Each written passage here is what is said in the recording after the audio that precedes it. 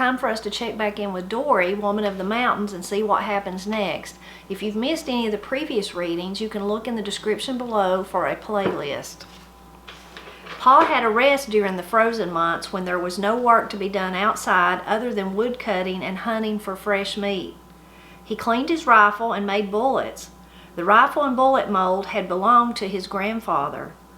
We sat and watched him heat the lead over the open fire and pour it into the mold. He opened the mold and 4 red-hot bullets fell to the hearth. The edges had to be smoothed and trimmed so that they would go straight when he shot them at a squirrel. All the bits of lead were carefully stored to be used the next time. He kept the new bullets in a leather pouch in his coat pocket. Sometimes Pa would tell us stories about his ancestors, where they came from and how they came to the mountains. Pa had Buchanan blood in him. He had heard stories of ancestors who had traced their origins back to Scotland. The land of Buchanan lay on the shores of Loch Lomond, opposite the island of Claret, where the clan had their gathering place in times of war. The island was given to Sir Absalom of Buchanan in 1226 by the Earl of Lennox in return for a pound of wax to be rendered annually at Christmas. The name Buchanan in Gaelic is for the House of Cannon, and they may have been one of the sacred families of the old Celtic Church. After the sale of the lands of Buchanan in 1682, the clan spread into England, Ireland, and eventually America. Life in the wilderness had been hard on Pa. He lived with superstitions and fears which were preserved by the tales told by the older people when they gathered around the fire at night. The Woodruffs were believers in witches and the supernatural. Everywhere in the mountains, lingering traces of Celtic, Druid, pagan beliefs crept in spite of fundamental Christian beliefs. Grandpa John Woodruff was convinced that a withered old woman who lived up the mountain from them was a witch. Every time they went hunting, they had to pass her house. If she stayed inside and they didn't see her, hunting would be good that day. If she was out on the porch drying her hands, they'd get nothing. Indeed, it became a practice for them to return home if they saw her. There was no need to waste time or bullets on game they couldn't bag. They were convinced beyond a doubt that she was a witch when a series of strange happenings occurred. Several barn cats waited patiently for warm milk after each milking. A huge black cat started coming and greedily pushing the others away, drinking most of the milk itself. Determined to get rid of the cat, John hit it with a stick, injuring its left hind leg. They didn't see the cat anymore, but when they went past the old lady's house, she had her left leg wrapped and could hardly move about. They thought she had been turning herself into the black cat just to spy on them. When John became ill and was dying, he talked about a giant white swan that came to him at mealtime and begged for his food. In the end, he would have to go with the swan to reach heaven. His family thought he was bewitched. Pa didn't believe any of the stories, but he loved to tell them to us as we sat wide-eyed and silent at his feet. Ma didn't get much rest in the winter. She spent long hours at the spinning wheel and loom, making material for our clothing. Sometimes, when she was in a good mood, she'd pick up her banjo and sing Barbara Allen, Wayfaring Stranger, and Go Tell Aunt Rhoda were her favorites. Barbara Allen is a 17th century Scottish ballad, and it goes like this. Barbara Allen. In Scarlet Town, where I was born, there was a fair maid dwellin', made many a youth cry well a day. Her name was Barbara Allen. It was in the merry month of May, when green buds they were swelling. Sweet William came from the west country and courted Barbara Allen. He sent his servant unto her to the place where she was dwelling, said, My master sick, bids me call for you if your name be Barbara Allen. Well, slowly, slowly she got up, and slowly she went nigh to him. But all she said as she passed by his bed, Young man, I think you're dying. Then lightly tripped she down the stairs. She heard those church bells tolling, and each bell seemed to say as it tolled, Hard-hearted Barbara Allen. Oh, mother, mother, go make my bed, and make it long and narrow. Sweet William died for me today, I'll die for him tomorrow. They buried Barbara in the old churchyard, they buried Sweet William beside her. Out of his grave grew a red, red rose, and out of hers a briar. They grew and grew up the old church wall till they could grow no higher, and at the top, twined in a lover's knot, the red rose and the briar. Dancing was looked upon as a device of the devil by most mountain folk, but not Ma. She loved to dance. She'd lift her long skirt above her ankles and dance a dazzling Carolina clog. Her feet moved so fast it was hard to see them. Grabbing Luther, Lola, or me, she'd dance around the room until we were out of breath. Do-si-do, and here we go, she'd laugh as we whirled. All too soon our fun was over and it was back to work time for her. I never saw Ma sit still very long. Her energy kept her from relaxing in the rocking chair beside the fire. If she sat down at all, her hands were busy mending or crocheting. Pa looked forward to Groundhog Day, not that he had any faith in that furry little creature's ability to predict the weather. It seemed to me that we'd have 6 more weeks of cold weather whether he saw his shadow or not. Pa said the groundhog looked for the wrong signs of spring anyway. If he would come out a little further from his bed, he'd find many sights and sounds promising spring. Soon now a warm, gentle breeze from the southwest would sweep across our cold, winter-weary earth, and Mother Nature would burst forth in all her glory. The sun would begin to stay a little longer each day. All of nature would respond to the extra minutes of light. Down under the snow and leaves, wildflowers were beginning to awaken. Across the hollow, the first sounds of spring could be heard. The little peeper frogs were sending out their mating calls. Ma said the pussy willows were ready to burst into fuzzy little kittens when the sun got a little warmer. If we brought some into the house, they'd bloom early, and Ma would tell us the legend of the pussy willow. She'd tell us, "There is a legend that once many little kittens were thrown into a river to drown because nobody wanted them. The mother cat wept and was so distraught that the willows on the banks felt very sad for her and held out their branches to the struggling kittens. The little kittens clung to them and were saved. Ever since that time, each spring the willows wear gray buds that feel as soft and silky as the fur of those little kittens. Since that time, the trees have been called pussy willows so we would never forget the good deed they did." Easter lilies, jonquils, sent up brave little shoots to test the weather to see how much longer they too must wait for spring. The cows were almost ready to have calves, and the innocent wobbly lambs were born on the hillside. One by one the birds returned. Pa said when the whippoorwill sounded his first sweet sad song across the hills, it would be time to plant the corn. Pa always planted by the zodiac signs.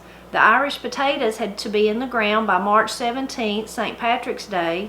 He cleared new ground on a rolling hillside and made jokes about his perpendicular garden. He said he was probably the only man on earth who could fall out of his cornfield and break his neck. Ma suggested that he stand in the door and plant his corn by shooting it into the hillside with his rifle. Pa said he had planted his potatoes in rows going up and down the mountain instead of around it. When it was time to harvest them, all he'd have to do was open the lower end of the row and they'd all roll out instead of being dug out. Of course, this was not true, but Pa would look at us with laughing eyes when he said it. We all knew we'd have to pick up the potatoes one by one. Ma laughed and said she'd already noticed the cows had legs shorter on one side from walking around the hill grazing. The best ears of corn and the best potatoes were kept for planting the next season. Tomatoes were new to us. The season was too short for them when we lived in Oconaluftee. We learned the joy of eating a warm red tomato and a cold biscuit left over from breakfast. Ma would reluctantly pull a few tomatoes while they were still green so we could have them sliced, rolled in meal, and fried. Uncle Dave and Pa prepared the tobacco bed before the end of March. They built a frame, worked fertilizer into the soil, and sowed the tiny seeds. Cloth was stretched over the frame to protect the new plants from the frost and too much sun. Later, the plants would be set in rows down near the creek. Our job would be to pick the horrid green tobacco worms off the tender stalks. The worms were the exact color of the leaves and about as big as your thumb. I hated this job, but it was the only way to save the tobacco. Luther learned that the old red hens liked the worms, so he'd call them and throw the wiggly green things into the midst of the greedy bunch.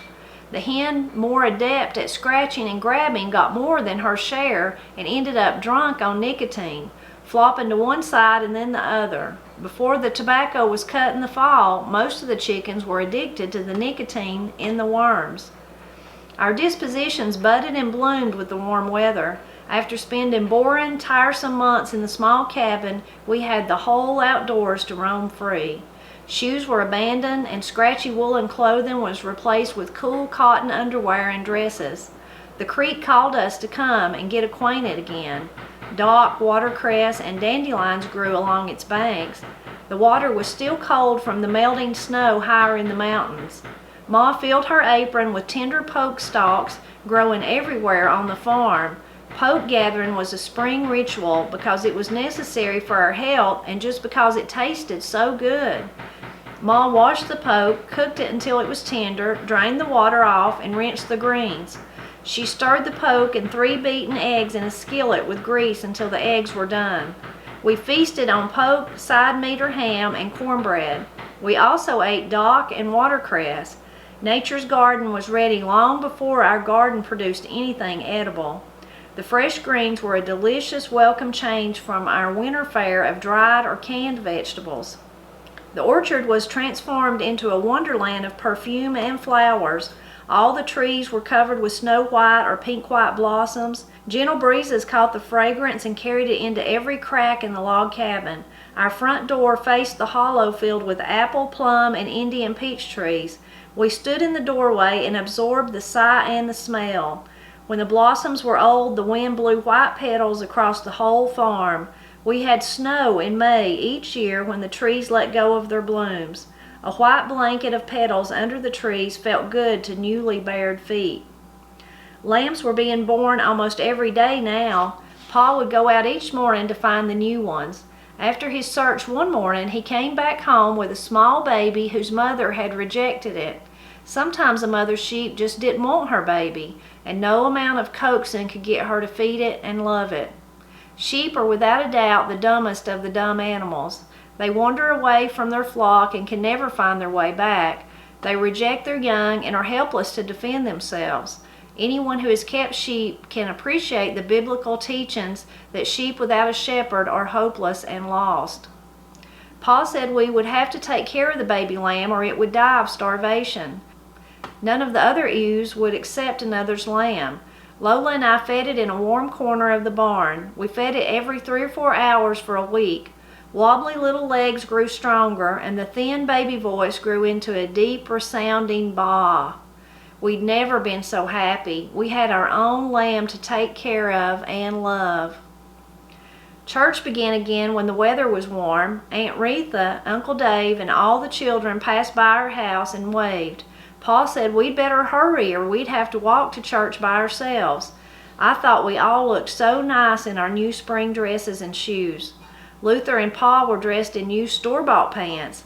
Ma still made their shirts. She had on a navy blue dress with a high lace collar. She looked beautiful with her hair up and her soft skin pink from excitement. Tiny gold earrings dangled from her pierced ears. When she didn't want to wear her earrings around the house, she stuck tiny broom straws through the holes in her lobes to keep them open. When we came near the church, all the children were standing together looking at something. Squeals of excitement came from the group. Lola and I ran to see what was so interesting.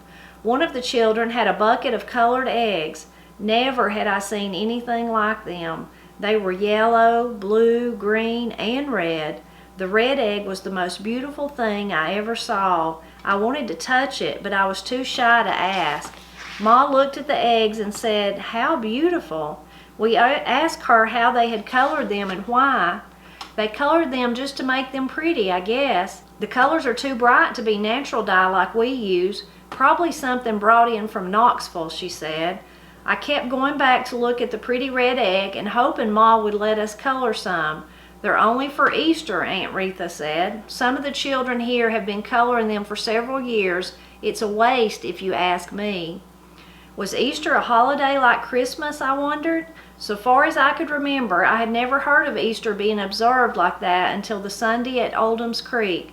Pa always did some planting on Good Friday because that was the day Jesus died. Easter Sunday, the day he arose from the dead, was a more somber day. It seemed to me they had their emotions backwards. It should be Sad Friday and Good Easter. Soon after Easter in 1910, we noticed a strange star in the west at sundown. It was a big bright star with a long tail trailing far behind, beautiful and frightening all at the same time. We watched it for several weeks before we heard what it was. Pa said some men at the store in the Glades called it Halley's Comet. Rumors of all kinds were finding their way into Boogertown. Some said that on a certain day the tail of the comet would fall off, set the world on fire, and fill the air with poisonous gas, killing everything on Earth. We heard that our Earth would pass through the tail on May 19.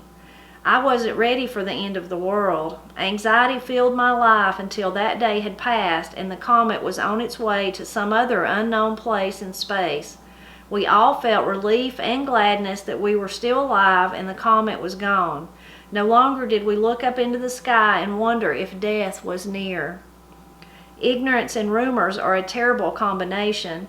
Having almost no contact with the outside world, we had no way of knowing Halley's Comet was a natural phenomenon and was awaited enthusiastically by people all over the world.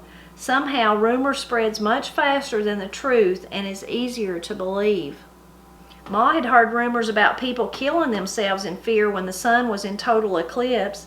During partial eclipses of the sun, she had seen the cows come home and chickens go to roost. The mountaineer was afraid of natural phenomena as primitive man had been. Soon after the comet left and things were back to normal, Pa returned from one of his trading trips to Sevierville with amazing news. There was going to be a circus in town. None of us had ever been to a circus, but Pa said posters all over town were telling of the dangerous and daring things people were going to do, and that there would be animals from all over the world. He was as excited as we were. "I think we ought to go," he said, and slapped his knee in a finalizing gesture. John Emmert, who lived down the road toward Middle Creek, told Pa he could borrow his surrey so we could go in style. When the joyous day came, Pa got up at 4 o'clock in the morning and rode down to Emmert's to bring the surrey back. Ma, Lola, Luther, and I got up, did the chores, dressed in our Sunday best, and packed a lunch for us to eat at the circus. The sun was still behind the hills when we all climbed into the surrey and started to Sevierville. We went straight down Middle Creek Road into the edge of Sevierville. I had never been there before. It wasn't much of a town, a few houses and stores built around the courthouse in the town square. The dome of the courthouse rose up high above the buildings. It was the first thing you saw. In a large field towards Pigeon Forge, a huge circus tent was surrounded by people in buggies and horses. We felt wealthy to arrive in such a beautiful surrey. Pa hitched the horses and helped Ma out of the surrey. She looked like a fine lady, and Pa was her Prince Charming. We inched our way through the crowd and went toward the tent. I wondered what I would see inside. Stair-step benches were all around the tent, leaving a circle in the middle. Hanging high in the top were swings and ropes of assorted sizes. At each end, tall ladders went up to a platform under the swings. Soon the benches were full of people, more people than I thought were in the whole world. To me, a crowd was the 40 or 50 people who came to Oldham's Creek Church. There must have been hundreds of faces around me now.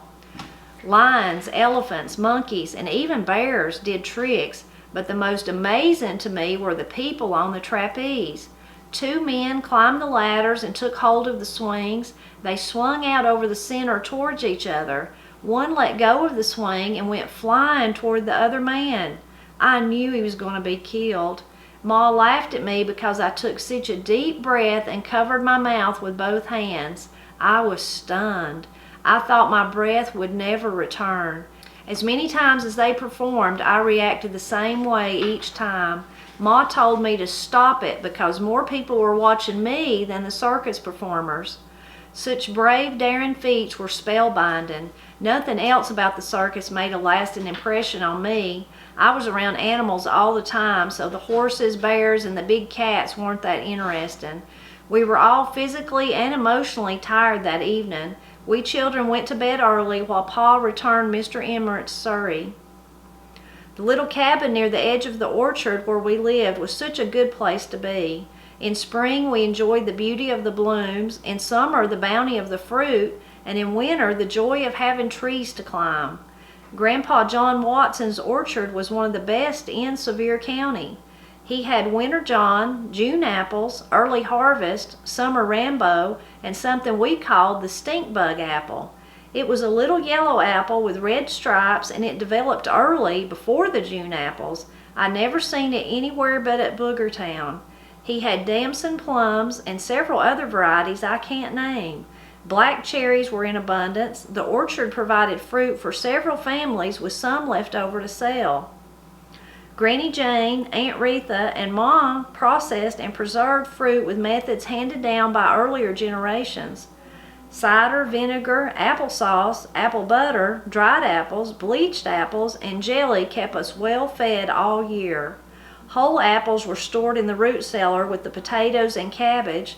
Indian peaches were small orange-yellow fruit with red insides. They were sweet and juicy and made some beautiful preserves. Their origin is unknown, and I've never seen them any place but on the Watson farm. Cider making was my favorite time. We could have all the sweet cider we could drink. The Yellow Jackets and bees wanted their share too. It was a constant battle to keep them away. The men began preparation for cider making several days before. For months they'd been looking for the right size of poplar tree to make the cider press. After they found the tree, they took horses into the woods to haul it home. Limbs, leaves, and bark were stripped from the trunk, which was hollowed out about halfway through, making a trough. Near the bottom of the log, a small hole was bored with a spout to let the apple juice drip into a bucket. A round mallet made from hickory was used to pound the apples into pulp. When the apples were sort of like coarse sand, a press or weight was put on them to force all the juice out into the spout. The juice was strained through a cloth to get out the tiny bits of pulp. Fresh cider didn't last long. We had no way to preserve it. It soon fermented and became hard cider and then vinegar. Hard cider can make you as drunk as moonshine. Apples from the crockery jar were safe and clean for many months. Mason cannon jars became available, but the bleached apples were still kept in crocks. From this basic process, the apples could be used for applesauce or in baked goods such as cookies, breads, and pies. If the children were especially well behaved, they could have slices sprinkled with white sugar and cinnamon or brown sugar. These were toasted in the oven and eaten as candy. Bleaching apples was another good way to preserve them. A bleaching barrel was part of the farm equipment, kept only for that purpose. We had to have new cider press every year, but the barrel could be used over and over. While the apples were being peeled and quartered, a flat iron was being heated red hot. It was put in the bottom of the barrel with 2 or 3 tablespoons of sulfur on it. The apples were put on a rack just above the sulfur and iron. Vapor from the hot sulfur went through the slats and bleached the apples very white. The top of the barrel was covered with a quilt to hold in the vapor. After about 2 days, the apples were removed and stored in a stone jar with a wooden lid. Granny Jane had always dried her apples and peaches by putting them in the sun or by the fireplace. Pa's mother, Granny Mills, was visiting at harvest time. She told Ma there was a better way. She and Ma built a kiln out of rock, mud, and boards on the hill behind our cabin. They smoothed out part of the hillside, dug a cellar-like hole, and lined it with rock and mud. Over this, a shed was built with a chimney through the middle, directly over the fire. Between the fire cellar and the shed was placed a sheet of tin to be used as the floor of the kiln. The apple slices were placed on it. A smoldering fire, never blazing, was kept burning until the fruit was dry. This method saved time and made the apples taste better. Apples stored in the root cellar stayed plump and juicy until spring. Ma made cobbler pies with them, and we ate them fresh and whole. She made stack cake with the bleached or dried apples. Stack cake has always been served in the mountains. The ingredients were easily available to most families, with the flour, lard, molasses, and apples coming from their own farms. It was originally served as a wedding cake. Each guest brought a layer, spread it with apple filling, and added it to the stack. The family's popularity was measured by the number of layers on the bride's cake. This was Ma's recipe. Old-fashioned stack cake, 1/3 cup shortening, 3/4 cup firmly packed brown sugar, 1/2 cup molasses, 2 eggs, 2 2/3 cup all-purpose flour, 1 teaspoon baking powder, 1 teaspoon salt, 1 teaspoon soda, 1/2 teaspoon ground cinnamon. Combine shortening, sugar, molasses, and eggs. Cream until light and fluffy. Combine dry ingredients, add to cream mixture, blending well. Cover and chill at least an hour. Divide the dough into 5 parts and pat into 5 well-greased and floured 9-inch cake pans, or pat each part into a 9-inch circle and place on a greased cookie sheet.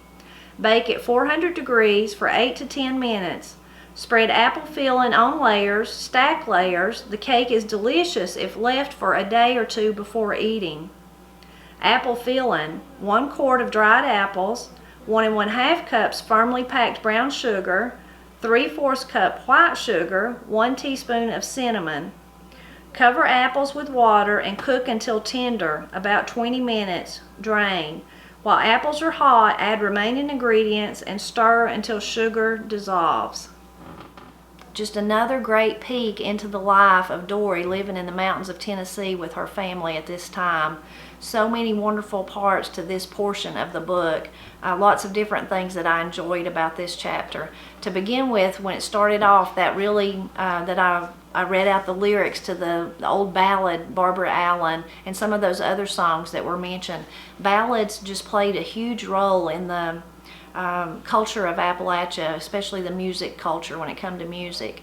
Even in my life they did, but in my life, like, and even in Dorie, she says her mother was playing banjo when people didn't have an instrument like my guitars of my family or Dorie's mother's banjo. They often sung those old ballads a cappella, and they are sad, whether it's like Barbara Allen dying because she, you know, because of Sweet William dying and she didn't really care about him dying and then she was going to die too, or the child ballads where a child dies, or the murder ballads. They're all sad, and they're all, some of them, especially the murder ones, are just horrible.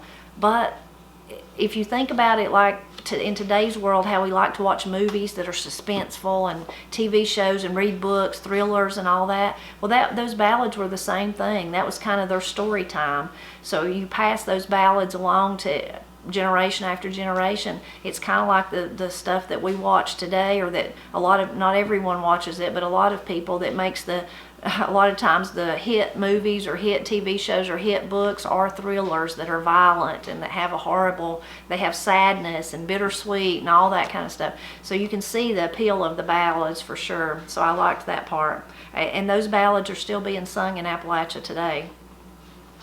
I also liked the part about that her mother loved to dance. So dancing was frowned upon. I grew up, when I was growing up, at one time, and Pap would try to tell me that this wasn't true, that it never happened, but I know it did. At some point, I wanted to go clog. At that time, it wasn't the folk school that I would have clogged for. It was a place in Murphy, and I don't remember who it was, or I don't even remember anything about it. But I swear he told me I couldn't go because dancing was a sin. Well, of course, he didn't say that when I got older, and he says he never said that when I would accuse him of it after I was grown. But I said, I think that you just didn't want one more thing to do. He was always so busy with playing music and coaching baseball, and singing and being a Sunday school teacher and a deacon of the church and building and doing all this different stuff. So I said, I think that was just your excuse for that day to tell me that. But he would tell me, no, I didn't tell you that, Tipper. He said he didn't. So maybe I'm wrong. Maybe he didn't. But anyway, dancing is a wonderful thing. Corey and Katie did take clogging. Was on the clogging team at the folk school for a lot of years, and then on another clogging team. And during that time, we all really enjoyed square dancing and contra dancing, so I really love that part. But going back to the part where she said a lot of people thought that it was sinful, at that time, especially in the when I've researched or been taught over the years connected with the folk school talking about those things, is that there was so many people in this area that believed dancing was a sin. Well, when they come here and began to teach those old dances, how do you overcome that? So one way they did was they called them play party games. Instead, they were really dancing, but they called them play party games. So a lot of times if you hear play party games something being talked about from that era, they're really talking about dancing, about square dancing, partner dancing, type dancing, whether it was contra or square or circle dancing, all those kind of things. So that part was interesting. I like when they're talking about the spring of the year, all those signs, the Easter lilies. I really love that. Now, I grew up calling them daffodils is what we call them. I've heard them called Easter lilies, and then Granny always called them jonquils. So she mentions the Easter lilies and the jonquils, but she doesn't mention daffodils. And then the part about her dad and her uncles seeding the tobacco bed, I really love that. Pap told me when he was a boy that, of course, I've heard other people talk about their tobacco beds just like that, but when he was a boy, he said that that's how they started like their tomato seeds then. They didn't have a greenhouse like I do. They couldn't go to the store and buy the plants, not living in a rural area like where we live. So his mother would do that. So she would build a frame like what Dorie described in the book, and put a sheet over it. Or sometimes he said she would just take, like, where if the sun shone in under the, like if she had a sunny porch that faced the sun, so she would put them up under the very edge of the porch where they were protected kind of, and plant them right there, and then when they got larger she could move them. So he said that was the same way that they started their tomato plants. And it's funny, Dorie says they just learned about tomatoes while they were living there. I've read lots and lots of accounts of people, when tomatoes first become well known, they wouldn't eat them. A lot of people, they didn't like them. I've even heard some people say their father forbid a tomato to be in their house. That's how much they disliked them. They distrusted them is what it was. So that part's really interesting. Also, those spring things that Dorie's talking about, gathering all those things. I have people all the time ask me if I grew up eating poke salad is what she's talking about. That her mother would gather the tender shoots and then cook them with cook them with eggs, excuse me. Some people do cook them with onions, but with eggs, her mother would cook them with eggs. And I did not grow up doing that.